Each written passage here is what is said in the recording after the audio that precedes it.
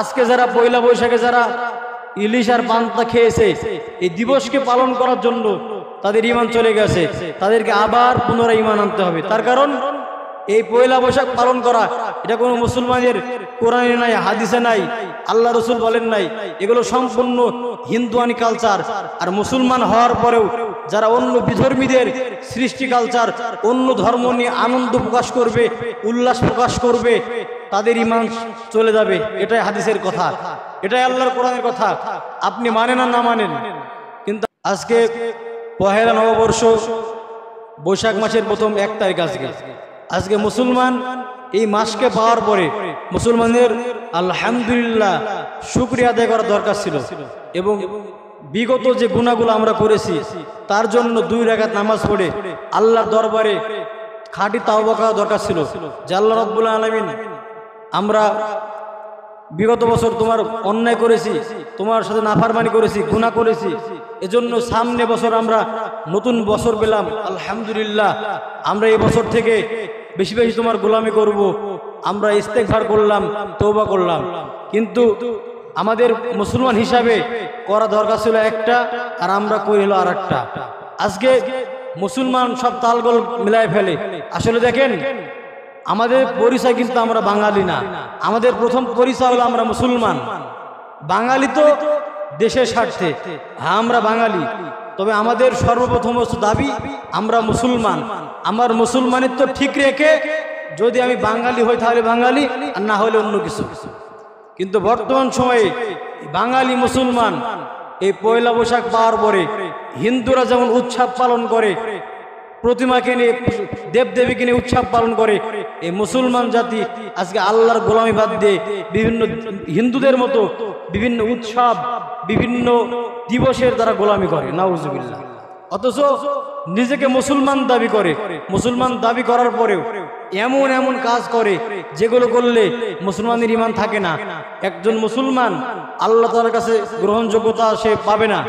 নামাজ ভঙ্গের কারণ আমরা জানি, রোজা ভঙ্গের কারণ জানি, কিন্তু আমরা তো কেউ এই কথা প্রশ্ন করি না যে হুজুর ঈমান ভঙ্গের কারণ আছে না নাই।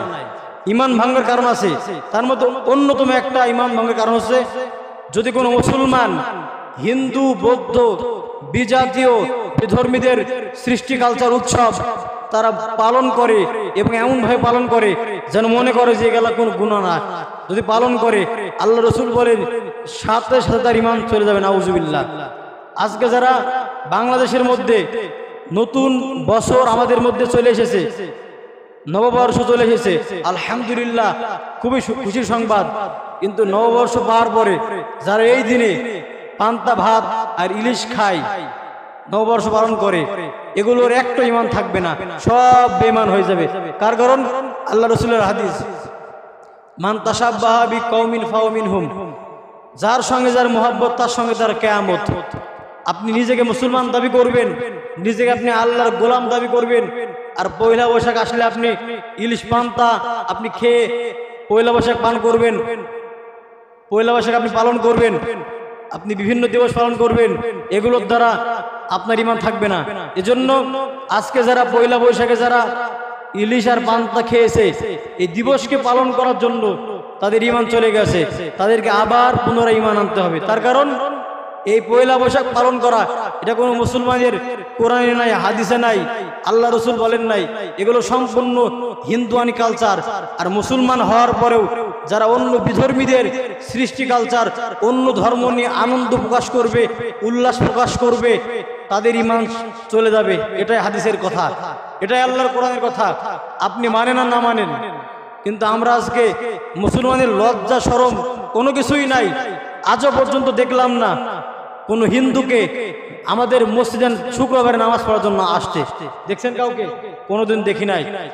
এই যে আমাদের মুসলমানদের আনন্দের দিন গেল, আনন্দের উৎসব গেল, ঈদুল ফিতর, ঈদের দিন, এই ঈদুল ফিতরের ঈদের জামাতে আপনারা দেখেছেন নাকি কোন একজন হিন্দু, কোন একজন বৌদ্ধ আমাদের ঈদের নামাজ পড়তে না, ঈদের নামাই ঈদগায় নামাজ পড়ছে কেমন করে এটা দেখার জন্য এসেছে? কেউ কিন্তু আসে নাই।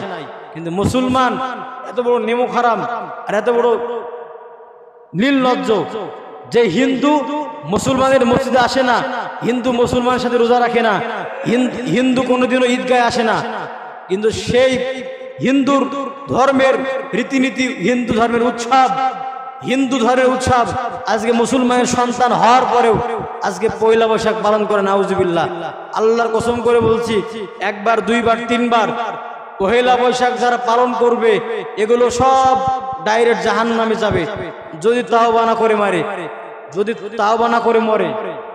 কারণ পয়লা বৈশাখ কোনো মুসলমানের অনুষ্ঠান নয়, এগুলো হিন্দু অনুষ্ঠান, বৌদ্ধ অনুষ্ঠান, ভিন্ন ধর্ম অনুষ্ঠান। এজন্য আজকে অনেকে মনে করে যে হিন্দু তার ধর্ম পালন করে, আমি আমার ধর্ম পালন করি, সমস্যা কোথায়? সমস্যা তখন, সমস্যা তো হয় না, সমস্যা তখন যখন আপনি মুসলমান হয়ে আপনি হিন্দু ধর্ম পালন করেন। এজন্য আবার অনেকে বলে থাকে ধর্ম যার যার, উৎসব নাকি সবার। নাউজুবিল্লাহ, এটা কেমন একটা বোকামুর কথা, ব্যাককেলের কথা। অনেক মুসলমানের সন্তান স্কুল কলেজে পড়ুয়া সন্তান এগুলো বলে ধর্ম যার যার, উৎসব নাকি সবার। এটা কেমন করে সম্ভব হয়? আপনি মুসলমান, আপনি আল্লাহকে মানেন, হিন্দু তার মুক্তিকে মানে, তাহলে ধর্ম যার যার, উৎসব সবার হলে তাহলে আপনি যে আল্লাহকে মানেন, হিন্দু কেন আল্লাহকে মানে না? কথা কয় না। আপনি যে আল্লাহকে মানেন, হিন্দু তো আল্লাহকে মানে না, তাহলে মুসলমান ধর্ম যার যার, উৎসব সবার হলে হিন্দু কেন আমাদের জুম্মার মসজিদে কোনোদিন আসে না? ধর্ম যার যার, উৎসব সবার হলে হিন্দু কেন রোজা রাখে না? ধর্ম যার যার, উৎসব সবার হলে হিন্দু কেন মুসলমান ঈদগাহে নামাজ পড়তে আসে না? প্রশ্নের জবাব দিবেন। এজন্য আজকে এই কথা যারা বলবে যে ধর্ম যার যার, উৎসব সবার, এই কথা বলার দ্বারা তার ঈমান চলে যাবে, ডাইরেক্ট মুসলমান থেকে বের হয়ে যাবে। আবার আরেক দল মনে করে যে সব ধর্ম সমান, আমাদের মুসলিম ধর্ম, ইসলাম ধর্ম যেমন সমান, হিন্দু ধর্ম একই সমান। সব ধর্মকে যারা সমান মনে করবে তাদেরও ঈমান চলে যাবে, কারণ এটা ঈমান ভাঙ্গের কারণ।